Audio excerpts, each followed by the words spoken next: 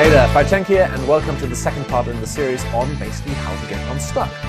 So what we did in the previous video was have a look at the HAMS, the Hyperactive Anxiety Management System. I just want to clarify, a lot of people went, well, okay, you've shown me how the brain works and why I'm stuck, but you didn't show me how to get unstuck, and that's exactly the purpose of this and the next video now.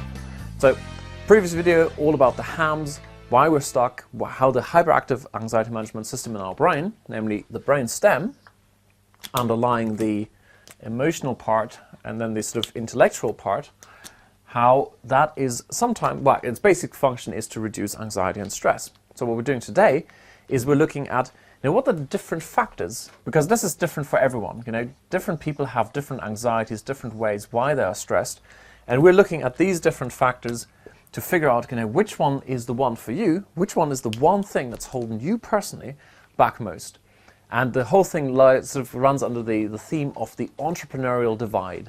What's the difference between those who have that entrepreneurial lifestyle and those who don't? All right, I've got that whole thing as a PowerPoint presentation, so let's dive in and let's have a look. Okay, let's dive straight in. So the big question is, are you a true entrepreneur? And here's sort of my illustration of this. If you look at this picture here, this is, you may know him or not, Dieter Mateschitz, who's one of the co-founders of Red Bull. Now, I'm pretty sure you've heard of Red Bull, a pretty big company around the world. And one of the things they do is they run a Formula One racing team, which is, NASCAR or so equivalent in the US. And that is it's probably one of the most expensive hobbies you can have in the world. Now, if you look at this picture, here's Dieter, hanging out with his buddies in front of the big fence. And divided from him is the rest of us. So what is the big difference? What is the barrier between being a true entrepreneur, someone who makes a lot of money and it is kind of effortless, they're enjoying life, as opposed to, continuously struggling, having to chase one opportunity after another just to make ends meet, if you like, i.e. being behind the fence. And that's exactly what I'm going to do today. And there's so many examples, like, could you ever be Bill Clinton? Now ask yourself, how come Bill Clinton is standing over there and you could never do what Bill Clinton is doing, whether you like him or not? Look at Richard Branson. That is just a normal dude, with funky hair. And look what he's doing. He's having fun with planes. And once again, people on the outside looking in, seeing Richard having fun. And Richard is, has average gift, but he has a certain thing that's keeping him or separating him from the rest of us. So let's have a look.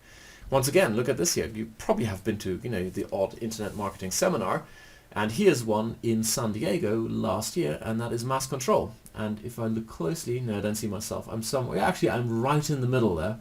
If you see that orange blob, that is me wearing my orange fleece because it's bloody freezing in there. Once again, how come that all these guys up on stage, Frank Kern, John Rees, all these guys who were up there, and the rest of us sitting down there? What's the difference? Oh, here they are. Here are the dudes sitting up there. And that's exactly what we're going to explore here. And here's the big paradox. You want it. You want the holidays, the freedom, you want the fast car. I actually want this particular car, AC Cobra, although my wife keeps telling me, no, we need a house much more important than a car. Women. You want to go there. I've actually been there. It's near Lake Louise, just up in the hills.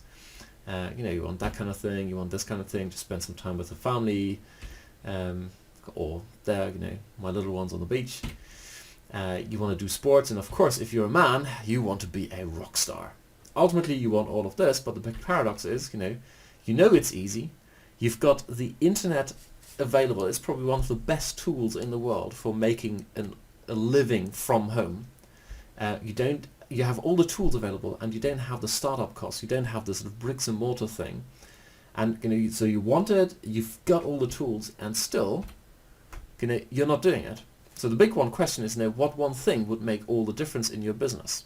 And I've asked this, pretty much everyone on my courses, and the one answer that keeps coming back is focus. If only I could focus, then everything would be different. So the big question is that the only difference between a true entrepreneur, someone on this side of the fence, as opposed to a wannabe entrepreneur on the other side of the fence? So there you want it, it's easy, and you're not doing it. You're not getting shit done. So, and the ugly truth is you are procrastinating. So, with all of this, that was the bad news. Now the good news. The good news is all of this, your procrastination, your overwhelm, etc., is only a symptom. And when you've got a symptom, all you need to figure out is what is the cause, sort out the cause, and symptoms will disappear on its own. And by symptom I mean a lot of people, when they're procrastinating, when they're overwhelmed, well, they go, let's do some time management course. Let's do to-do lists. Let's get another organizer. Let's set alarm clocks. There's a wonderful timer trick where you can set the timer to 45 minutes or 40 or whatever. I'm sure you've heard it. Are you doing it? No, because you're trying to cure the symptom. So we got to cure the cause, and that's exactly what we're going to look at. And with all of this, you need to be aware of the connection between beliefs and habits. And this is sort of an old thing that goes back in thousands of years. I think it was Buddha who already said, everything starts with a thought, and the thought leads to a word leads to an action leads to a habit leads to character, and of course, character then leads back to thoughts. So, if you say thoughts or beliefs are the same thing, that's basically at the root of everything. So we need to figure out, what are the thoughts, the beliefs that are holding you back, as opposed to your habits. Your habit might be you're procrastinating by surfing the forums. Well, yes, you could switch off that the internet, and as a result you can't surf the forums anymore. But trust me, if your underlying belief is one that actually caused you to surf the forums in the first place, you're going to find another outlet. You're going to start cleaning the kitchen. You're going to, I don't know, whatever, tidy the loft. So what we need to do is figure out first what are the beliefs, and then chuck those out. So here's the solution. We need to replace our beliefs, and of course you need to choose wisely, because you don't want to chuck out beliefs that endanger you. And then at the end of it, we sort of, as a consequence of this, we replace our habits. But that is going to happen almost on autopilot. And the whole bare knuckle productivity course is based around this. It basically takes the best of science, the best of personal development, to look at first, what are the beliefs, and then we can chuck them out. And then also, how can you successfully change habits? Because if you look at New Year's resolutions, a lot of people struggle with changing a habit. And that's not only because they have an underlying belief, it's also because, well, habits are there because you do them habitually. And, it takes a little bit of effort, and you have to do it in the right sequence. And that's exactly what the Bare Knuckle Productivity Program is about. So, let's look at replacing beliefs.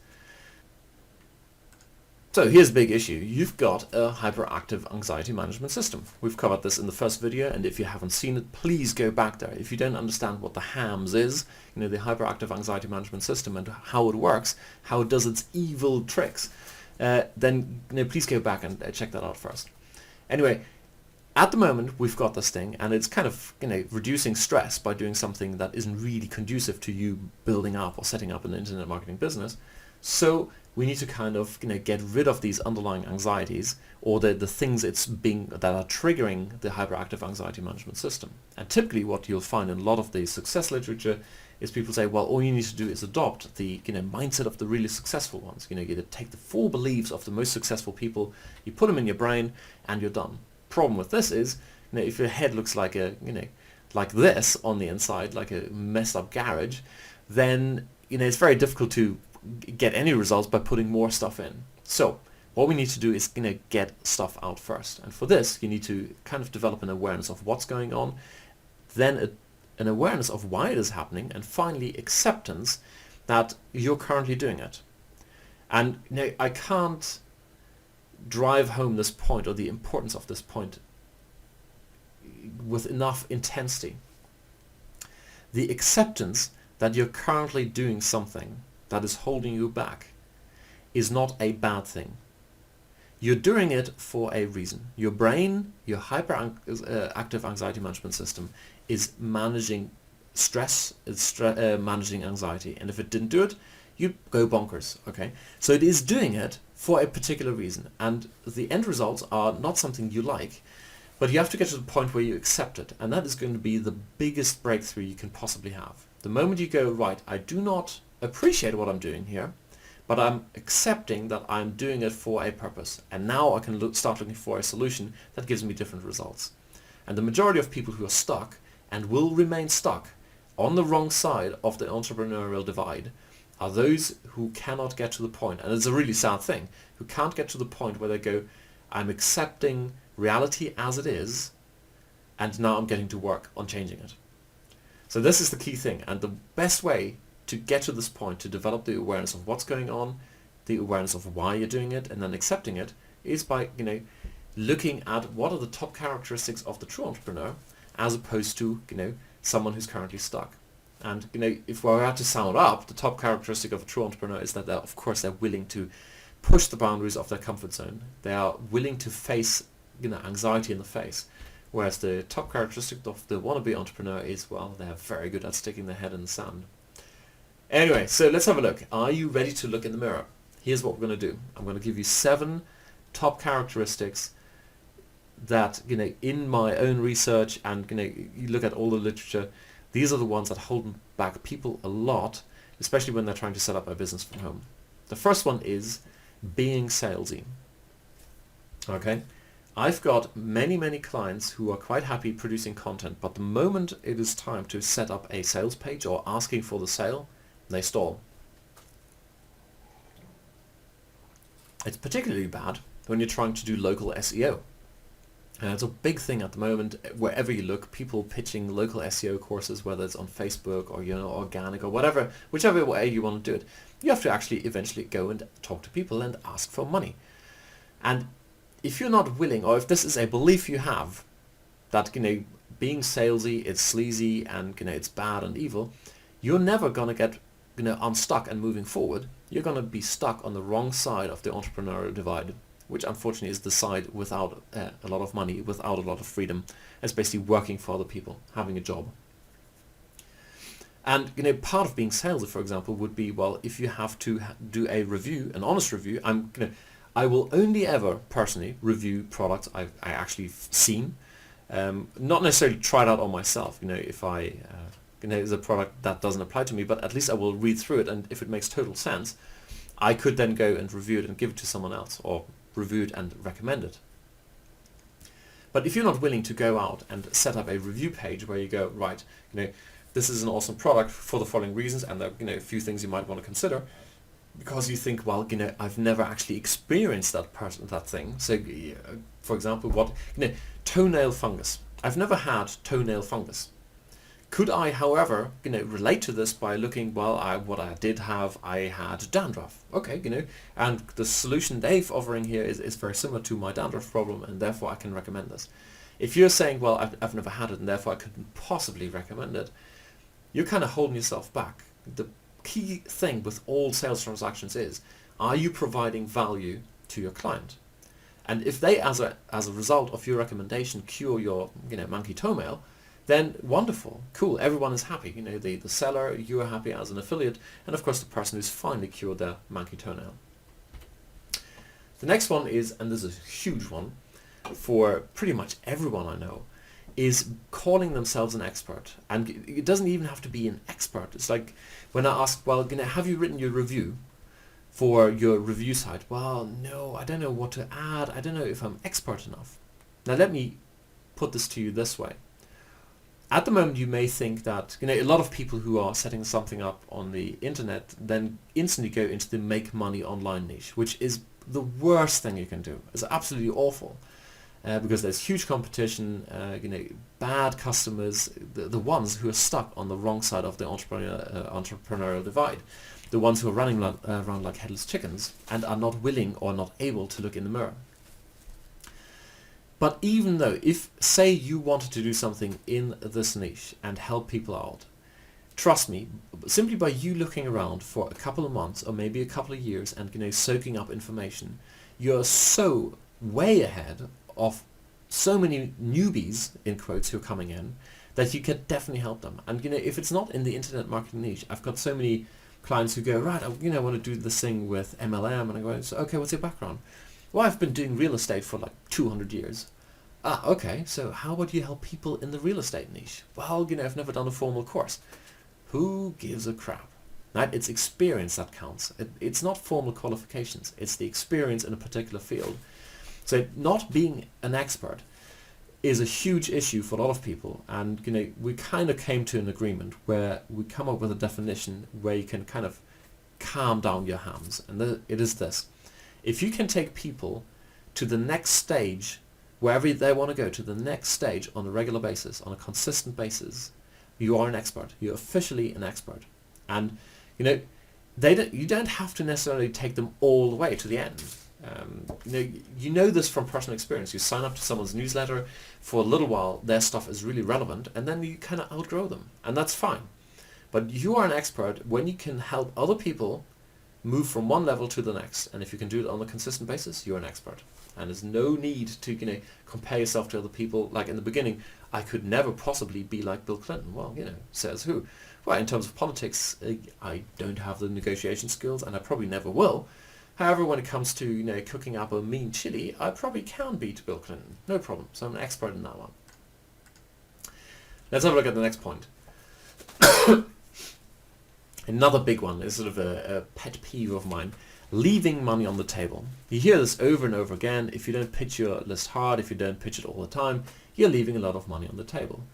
And I don't know about you, but I personally unsubscribe very, very quickly from these types of lists, especially when you get squeezed into something because you want something, and then it's like, boom, pitch. And here's a business model that doesn't have that thought process in their DNA at all, and that is Zappos. And Zappos are saying, look, we don't do any upsells, we don't do any back sales, cross-selling, anything. If people ask for the additional shoelaces or the shoe polish, yeah, sure, we'll recommend something. But we're never going to go, oh, you bought these shoes, do you want to have this and this and this and this? And the previous picture, the leaving money on the table, always reminds me of my first visit to New York and being foolish enough to stumble into a camera shop. Very good price for a camera, and then, oh, you want the manual? Oh, you want the batteries? Oh, you want the cables? Well, that's going to cost extra. So having that thought process, and it's quite common for a lot of people to think they have to make the most of it and make lots of affiliate promotions simply because they're leaving money on the table, because, well, that's what you're being taught in the internet marketing niche. And the big difference is Zappos grew from 0 to $1 billion business in 10 years. Okay, now show me the internet marketer who's at $1 billion level. Not very many. So I think the trust you're building up by providing value, and we're going to get back to that point of value in a second again, is so much more powerful and so much more important than leaving money on the table.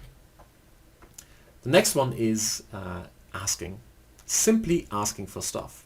If you, as children, we are kind of brought up to not ask. Oh, shut up. Don't ask again and again and again. Why are you asking again? No. And before you know it, as an adult, we don't ask anymore. Now, I'm going to give you a nice story about asking. It's a few years ago I met my buddy Andrew, who was a builder/property developer. And when we started talking, sort of, men talking about beer, fast cars and money, it turns out he was worth roughly 4 million. That's pounds, but there you go. A year later, I meet him, and once again, it's beer, money, and beer, women, and money, and it's like, oh, he's at 40 million. Well, awesome, pretty good. And then 2 years later, I meet Andrew again, and at this point, he's kind of spoiling my story. He was at $300 million, not pounds, dollars, and not 400. How inconsiderate of him! But the key thing is, he'd gone within like a short period of time, just a couple of years, from 4 million to $300 million. And the question was, well, how the hell did you do it, Andrew? And Andrew goes, trust me, there's one thing. I picked this up on the internet, and that's the only thing I changed. And it is, I ask 4 times at least for everything. If I get a no, I'll ask again and again and again. And he said, the moment he took this home, he learned it at a seminar, and here's the thing, I learned that at the same seminar, and I'm nowhere near 300 million. He took this home and gave it to all his secretaries, all his PAs, and said, whenever someone phones about a house, or you phone someone about a house, and they say no, you will ask again and again. You will ask at least 4 times. And he says one of his PAs made a commission of $285,000 pounds in the first week, simply by asking 4 times. So if you've got beliefs around asking, going out and asking JV partners doesn't cost you anything. The worst thing they're going to say is no. Asking local businesses for their business, worst thing they're going to say is no. And I've done direct sales. I've gone from door to door. I've done proper selling. I've done cold calling. It is awful. It is absolutely awful getting that rejection. And in the beginning, you take it personally. And that's exactly where your hams is kicking in. It's going, well, I don't like rejection. That's stressful. So I'm going to do something else. I'm going to procrastinate. I'm going to sit in the cafe and kill the day until it's too late to cold call people. There you go. So next one is, and this is a huge one, putting out content. I've got so many examples where people go, I've got this brilliant idea, and there was something on the Warrior forum where people are going, right, I've got this fantastic idea in the health niche, it's going to revolutionize everything, but I'm kind of afraid people are going to rip me off. And there was a beautiful, beautiful answer by someone who said, how about you make your product so incredibly compelling and your sales process so juicy and attractive that people are going to fall head over heel to promote your product instead of ripping it off. And that's exactly what my thinking is. Why don't you go out and, yes, people are going to rip you off. I tell you what, personal experience, my Bare Knuckle productivity course, someone signed up and sent me an email, hey, I signed up, and they paid for it. And by the way, I found your course for free on one of these dodgy download sites. I'm going, whoa, what? And he goes, yeah, don't worry about it. There's nothing you can do about it. People will rip it off. And the only reason they rip it off is because, well, it gives them kudos for ripping off courses. They don't actually use this stuff. But, and the same goes here. You will produce content and people are going to rip you off. It's a small proportion of people. They're not going to use it. You're not losing money. Okay. The only thing that might happen is that someone might actually come back to you and go, I found this free copy and I thought it was so good. I'm happy to pay you. Nothing better than that. Another example I do reviews of, like I said, I review my products. And I did a video review of Yeast Infection No More. Linda Allen's Yeast Infection No More. And she's quite responsive when it comes to emails. But when I did my video review, I kind of scrolled through the document and showed a few things. And look, I did it the same way I would have done it with my own product. I'm not giving away everything. I'm giving a few sort of juicy snippets, help people out. They get a kickstart. And then, if they want more, they buy the product. Simple as that.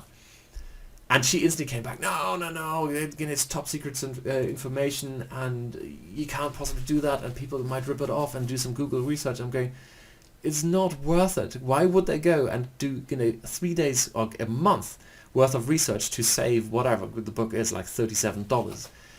No, can't do it. And it's that limiting mindset that kind of put me off promoting this product even more. It's just like, okay, if I have to struggle that much.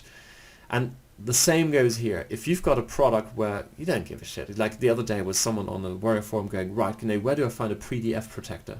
Let me tell you, I've got one PDF on my computer, Mike Filsame's Butterfly Marketing, that was PDF, security protected, whatever. You had to find the password every single time you open it. Well, after a year, I want to have a look. I forgot the password. Oh, crap. Hey, I haven't bought another of Mike Filsame's products, simply because I've got at the back of my mind this thing's like, oh shit, this is too annoying. I'm not going to do it anymore. So that's the next point. Next one, it's a scam. The scamming thing is all about using sales psychology in in your sales copy, on your web pages, etc. And the email I got here was a crazy thing. I sent out an email to my list saying, hey, I've got this strange thing here. I haven't reviewed it myself. It's even someone else's affiliate link. I don't know how to send you to a clean link. It's someone else's affiliate link, but go check it out because this sales video is actually very good.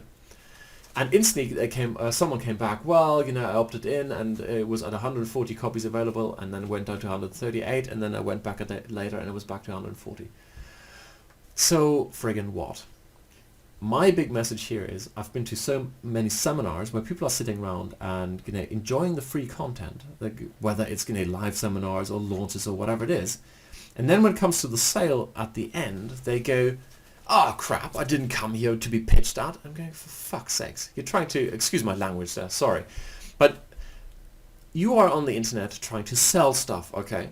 So if someone gives you a good sales presentation, you sit there with open ears. You sit there with pen and paper and see what they're doing right. What do you like? What do you think people might react to? And you try it out in your own business. You don't go, it's a scam, and you stop there. Obviously, let's go back to the Zappos model. We're not here to scam people. But if at the end of the day, you use one or two sort of variations on your true story. I mean, I personally haven't had monkey toe. Okay, so I'm going to have to find a variation where I pretend I had monkey toe. But if it helps people make a decision and resonate with your story, fine. And personally, I don't like the whole sort of only 10 copies left, but use those triggers, use psychological triggers, and then structure your offer in a way where they actually make sense. Like, for example, instead of taking away stuff, you add bonuses which are only limited in number. Hey, I can only take 25 live coaching clients, as you can understand. I've only got that much bandwidth. Therefore, the first 25 people are going to get a free solo consultation. Cool. Instead of saying only 25 seats left. I mean, the one person who does it all the time is Russell Brunson, doing huge affiliate launches on ClickBank. I'm sure you've seen one at the moment. What is it? The 20-minute whatever magic solution. Only 250 copies available. My ass. Anyway, use those triggers, study those triggers, how they're being used, and then use them in an ethical way. That's my solution here. And then pretty much to wrap it up is the one thing you keep hearing over and over and over again is, well, all you need to do is marketing. That's all you need. And trust me, marketing alone isn't enough. You need the selling behind it, and then you need a good product. Let's look back at Zappos. They've got a good product. The product is not only the shoe, it's the whole way they package it. They send it out and you can send it back and all that kind of thing. And the example we've got here is Mini. Absolutely fantastic ad. I mean, in a kind of sick sense, but quite funny. But then you look at the results and look in these sort of breakdown statistics. They are right at the bottom end of the reliability charts of cars. So although they've got fantastic marketing, they've got a shit product. And I can tell you from personal experience, when I started in internet marketing a few years ago, I bought a few courses and found out about ninja tricks, etc. And I applied the ninja tricks, quickly built a list of 600 or so, ninja trick, and they're all unsubscribed. Well, hell, guess why? Because I focused so much on the ninja tricks that nothing really worked at the back end, and I didn't focus on creating a super valuable product. So I just want to point out, people will pitch you, hey, this is the latest marketing trick. Well, if you don't have a product, if you don't have a simple website that actually has a quality product on there, or a quality review of an affiliate product, well, no ninja trick is going to help you. And kind of Google is cracking down on this because they want to avoid people just trading clicks or pushing through clicks from one end to another, and they're going to skip any site that doesn't really add value, and the value is part of your product.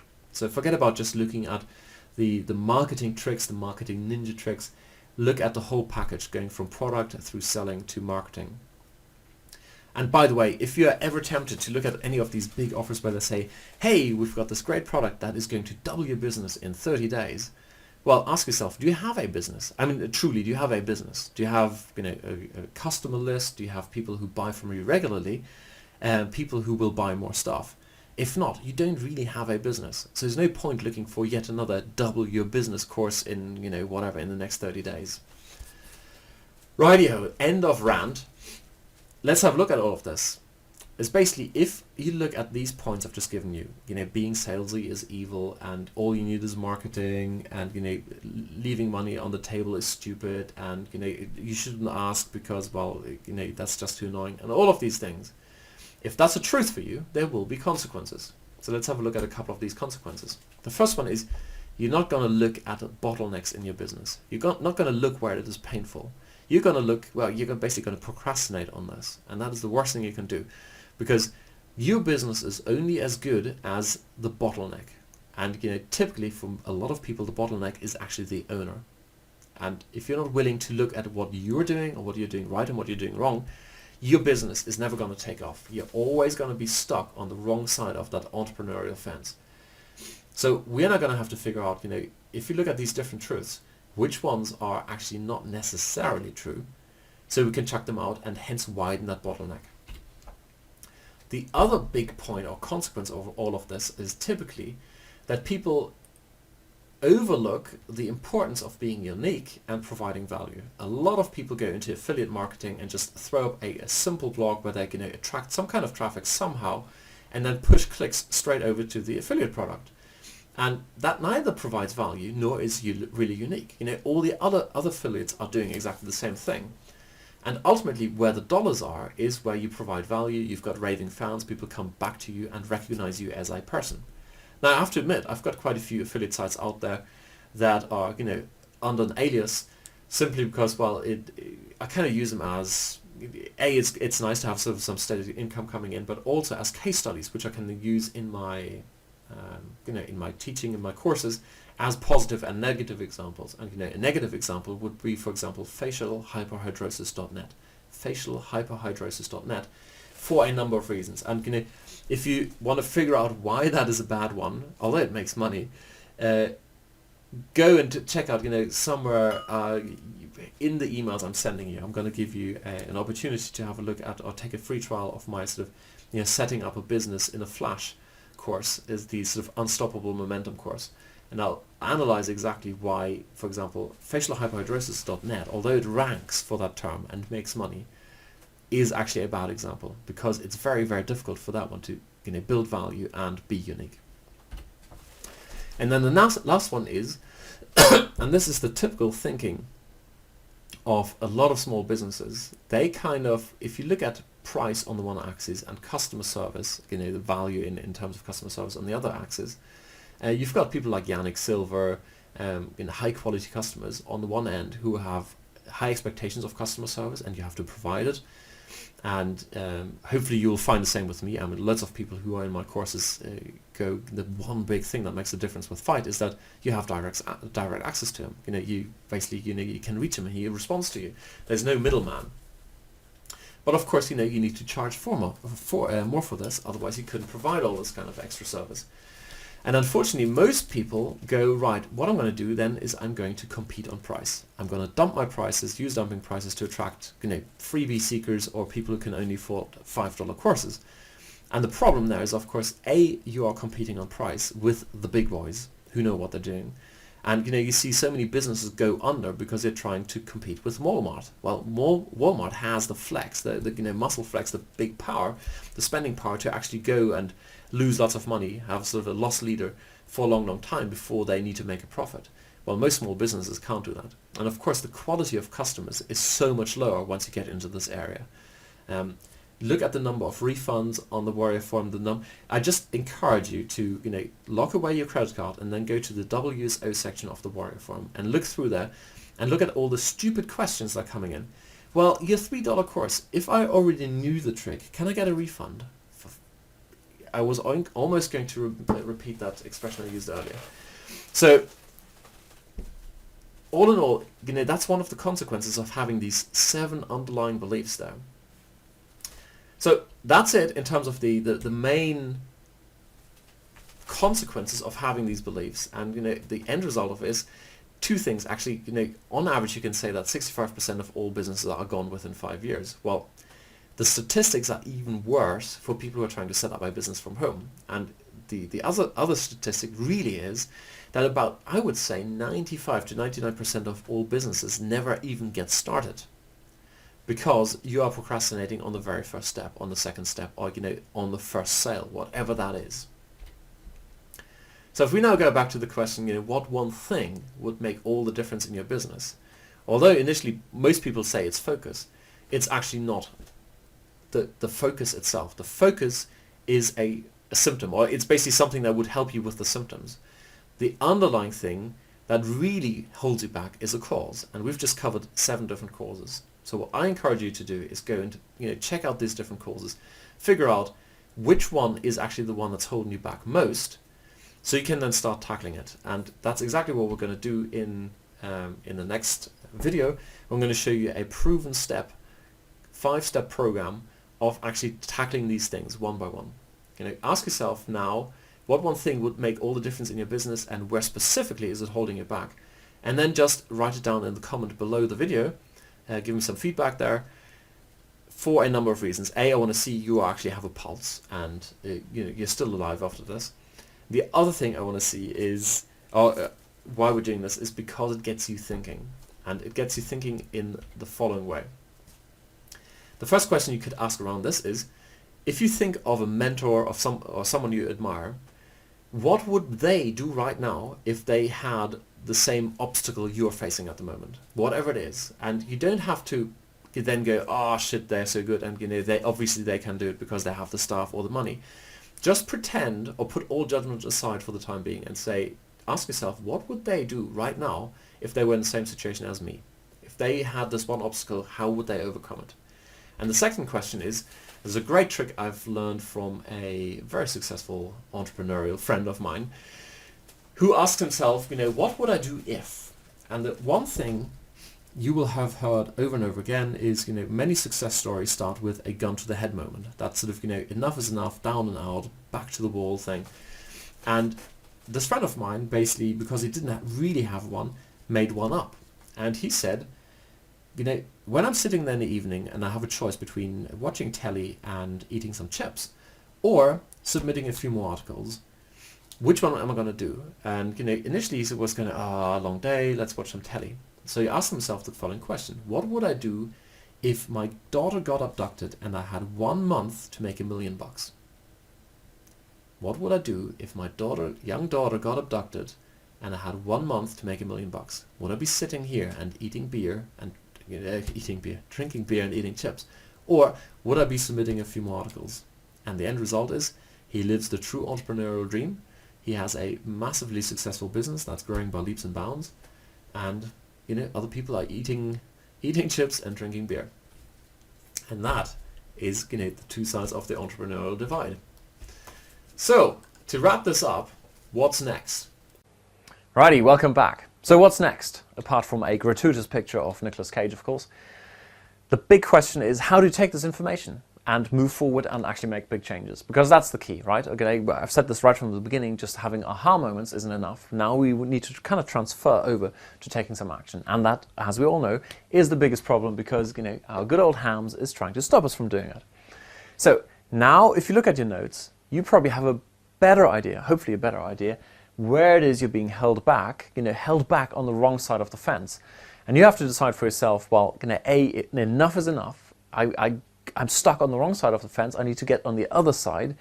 And here are the things where I'm starting to look in the mirror and kind of expand my comfort zone. Because if you look at all the things we looked at, the one big difference between the successful entrepreneurs and the wannabes is that the successful entrepreneurs are willing to push through their comfort zone or the boundaries of the comfort zone. And all that is from time to time, take control here, take control from here, look down on the hams and go, dude, I appreciate your efforts. I know you are kind of here to protect me, but you can't quite see the bigger picture. Bigger picture is happening up here. And in order for me to move forward and have a happy, stress-free lifestyle, we need to kind of expand our comfort zone a little bit right now. And that's where they take over. So you look at the material you've got there, your own notes. Where is it you're being held back by your hams most? Do something about it. And then in the next video, I'm going to guide you through a 5-step program, step by step, how you actually do this in practice. And that's based on science or scientific research that's done with tens of thousands of people, and they figured out exactly what the right sequence of those steps is in order to actually change pretty much any bad habit in quotes, to something more productive and that makes you happier and richer and whatever it is you want to. Alrighty, so right now, leave comments down below. Please let me know what it is you discovered here for yourself. I need this for 2 reasons. A, to figure out that you still have a pulse. That would be good. And the second one, of course, it goes back to that evil psychological trick where when you start thinking about your problem, when you start thinking about how life would be if you didn't have this thing, your brain, as you know, reality and sort of made up, there's no difference for your brain. Your brain actually starts looking for the solutions that will help you break out. And by putting them down there in the comments, you're taking that first step. Alrighty? Any feedback you've got, let me know, and I'll see you in the next video.